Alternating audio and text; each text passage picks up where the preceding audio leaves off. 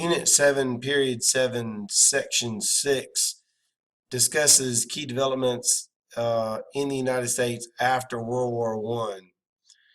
Well, as you know, during World War I in 1917, Russia dropped out of the war because of a revolution that was going on within their country, a communist revolution. Communism is defined as government ownership of the factors of production, which includes land, labor, and capital.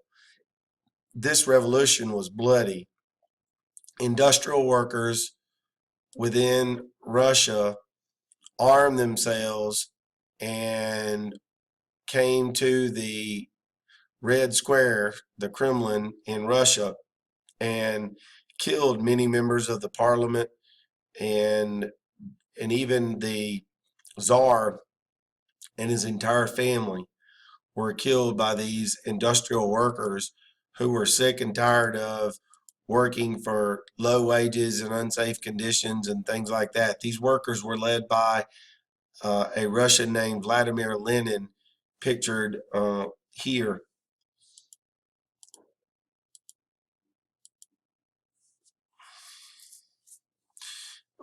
The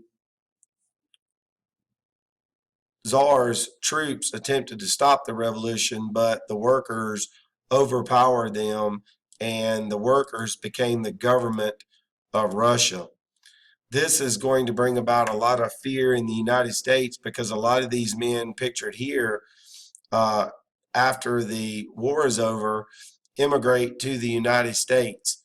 And a lot of Americans believe that these men join unions in the United States because they see the evidence of bloody strikes like the Pullman strike, the Haymarket Square strike in New York, which led to the death of 7 police officers.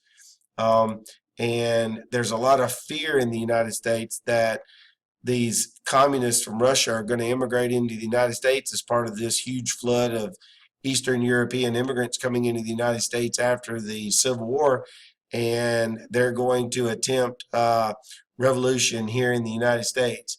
This fear becomes known as the Red Scare.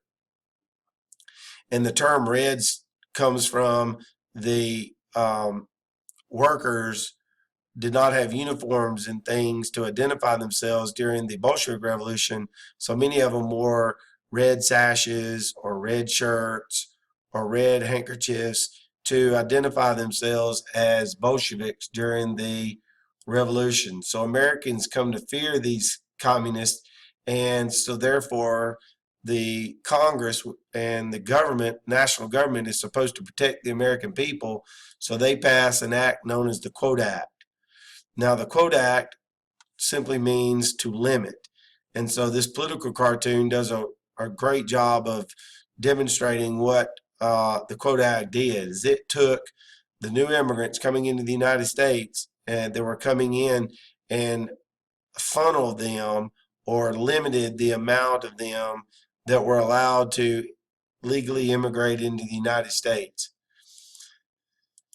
And that the purpose of this was to limit the influence of Bolsheviks coming to the United States or communists coming to the United States. The next big development after World War I is economic growth.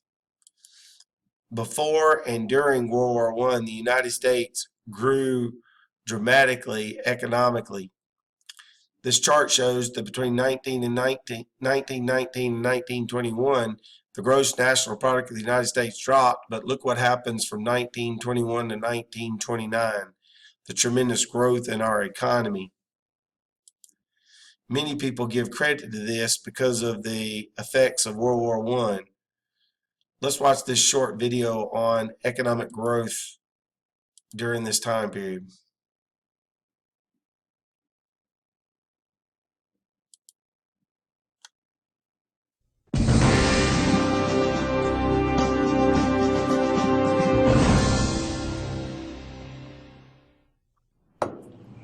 Harding's Vice President Calvin Coolidge assumed office. A simple, honest, and quiet man, he once joked about his subdued demeanor. I have never been hurt by what I haven't said. Silent Cal, as Coolidge was nicknamed, was elected president 1 year later, receiving almost 16 million votes, and would have easily won a second term, but unexpectedly decided not to run. With Coolidge at the helm, continuing Harding's pro-business policies, it was boom times for the American economy.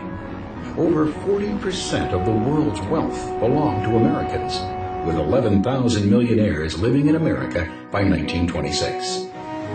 Low interest rates meant that the construction of plants, homes, and office buildings soared.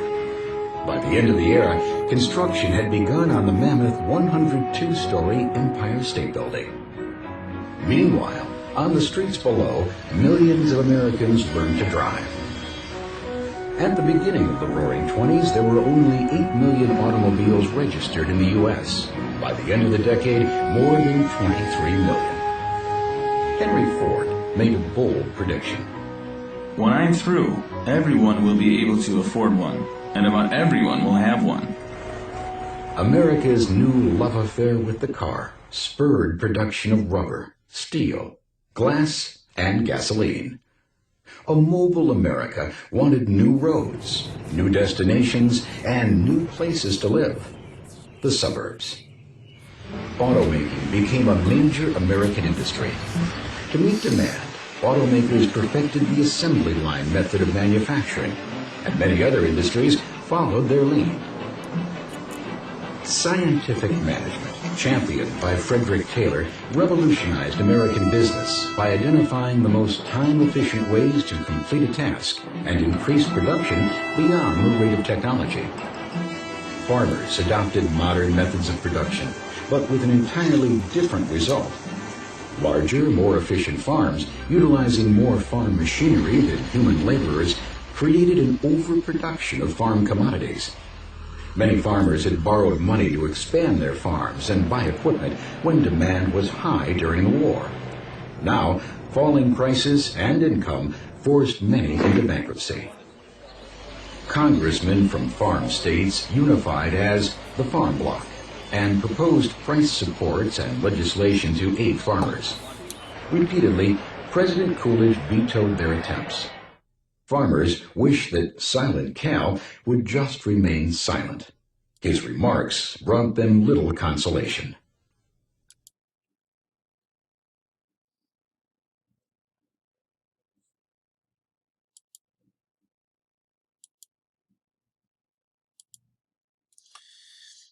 So as you can see, there were many key developments after World War One. You've got the Red Scare, but you have the foreshadowing because of World War One of a tremendous growth in the economics of the United States. And you know the saying, what goes up must come down. This concludes Unit 7, Period 7, Section 6, Key Developments in the Aftermath of World War I.